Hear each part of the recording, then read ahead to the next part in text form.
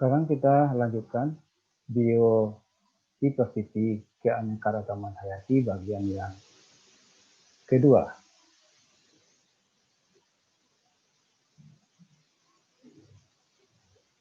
Ya, nilai-nilai keragaman hayati. Jadi kita bisa bagi menjadi klasifikasi yang pertama berupa barang-barang, jasa, informasi, dan psikologi spiritual. Kalau klasifikasi yang kedua, nilai kegunaan use value ya. Nilai kegunaan langsung, direct use value. Nilai kegunaan tidak langsung, indirect use value. Nilai bukan kegunaan berupa keberadaan dan pilihan. Nah, barang hasil dari keragaman hayati bisa berupa makanan. Ya, tadi dijelaskan di depan ya, makanan bisa berupa karbohidrat, itu bisa beras, gandum, jagung, kentang. Kalau berupa protein misalnya kacang-kacangan. Kalau protein hewani, ikan, hewan darat, serangga. Lemak bisa dari hewan darat, ikan, kacang-kacangan. Vitamin dan mineral bisa diperoleh dari sayur-sayuran dan buah-buahan. Ini contohnya yang buah-buahan dan sayuran, yang dari protein dari daging dan susu, bisa juga protein dari ikan, bisa juga ini ada lemaknya ya, ada proteinnya, ikan juga begitu. Kemudian untuk obat-obatan, jadi berbagai jenis tanaman dan hewan dapat digunakan sebagai obat-obatan seperti jamu, ya, baik obat secara langsung atau obat yang tidak langsung seperti jamu. Jamu kan pengobatan secara tidak langsung, menjaga kondisi tubuh kita tetap fit, ya. Nah, seperti ini, ya, bahan-bahan yang bisa diolah menjadi jamu.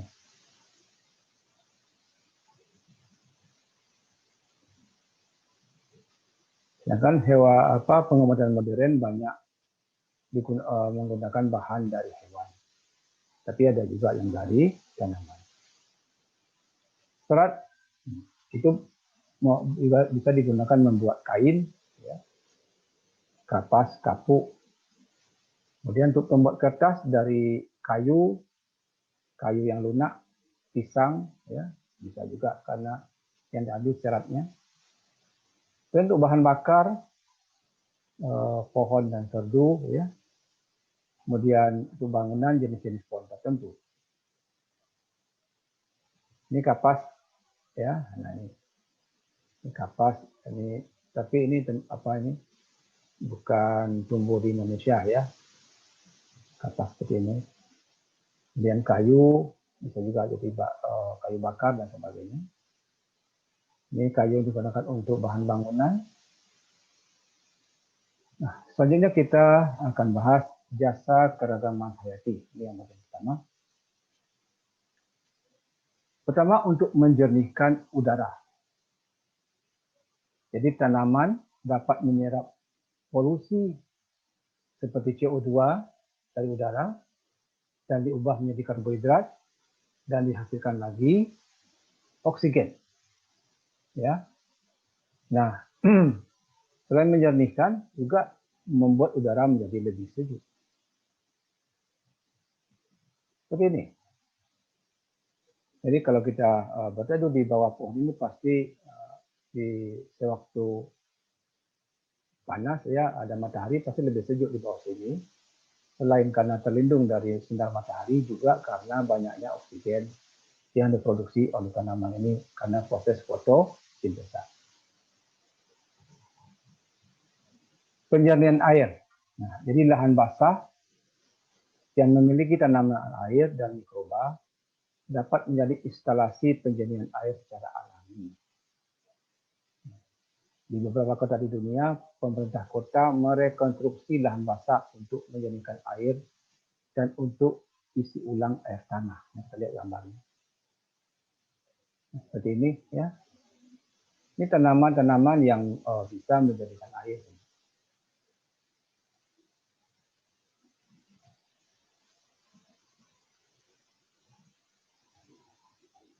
Ini juga, ini sebenarnya salah satu manfaatnya ini adalah juga untuk menjernihkan air.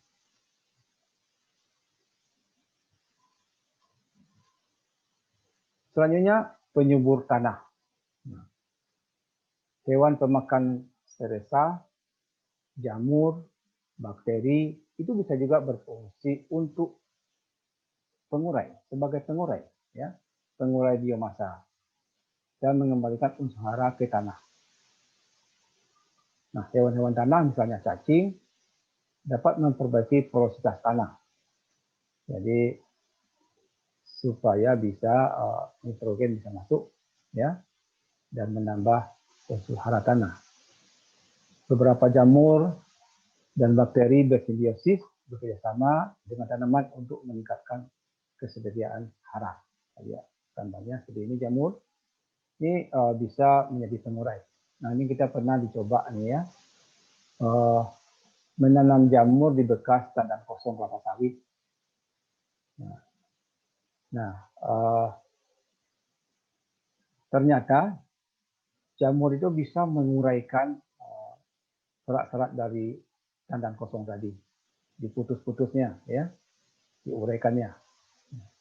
Artinya bisa mengurangi limbah. Dan cacing ini untuk memperbaiki porositas tanah dan menambah unsur hara. Kemudian hewan-hewan tanah yang lain bisa juga untuk memperbaiki sifat fisik, sifat kimia tanah, yang ini penting untuk memperbaiki pertumbuhan tanaman. Nah, contohnya ini mycorrhiza. Ini fungsinya untuk meningkatkan penyerapan fosfor bagi tanaman. Dintil akar, ini juga fungsinya untuk menyerap nitrogen.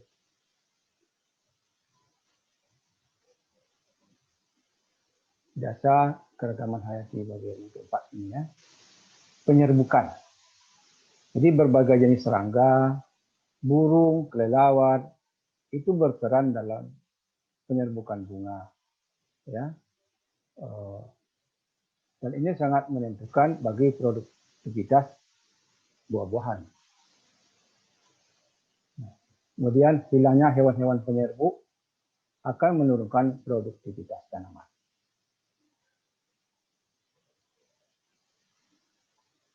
Jadi kelelawar yang mungkin menurut kita itu tidak penting, ya, ternyata dia bisa berperan dalam proses penumbuhan bunga pada tanaman yang berbuah, ya, yang ada buahnya. Seperti ini, ya. Seperti ini burung mengambil madu di sini, ya. Tapi sekalian dia bisa melakukan penyerbukan. Nah, ini ya. Jadi penyerbukan karena dia hinggap di sini. Ini kupu-kupu juga seperti itu. Selanjutnya sebagai pengendali hama tanaman. Ya. Jadi hewan predator dapat mengendalikan hewan mangsanya menjadi hama. Jadi pengendalian hama itu bisa dilakukan oleh hewan-hewan, ya. Jadi itulah gunanya rantai makanan tadi, ya, rantai makanan jangan sampai terputus gitu, sehingga mereka saling memakan. Kalau jumlahnya seimbang itu aman. Kemudian pengendalian hama dengan predator mengurangi penggunaan zat kimia sintetis, ya, yang sering digunakan sebagai pestisida. Jadi kalau ada predator yang memakan hama, berarti kita tidak perlu lagi menyemprotnya dengan pestisida. Ini contoh predator yang besar ini, ya, komodo. Ini predator yang kecil, dia bisa memakan hama-hama yang kecil ini, kumbang-kumbang ini.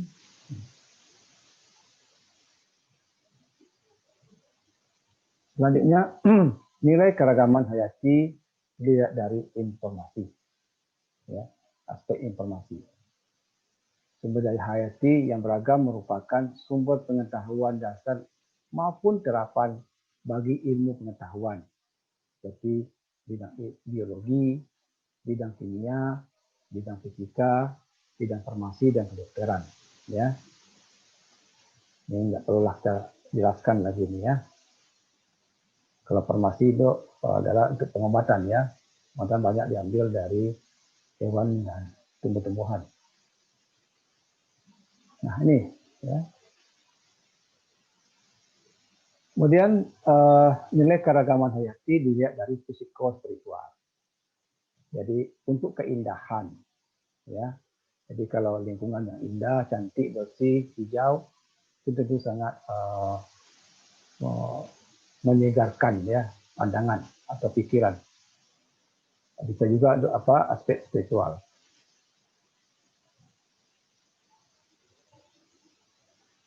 Nah, seperti ini lingkungannya begini kan membuat nyaman ya.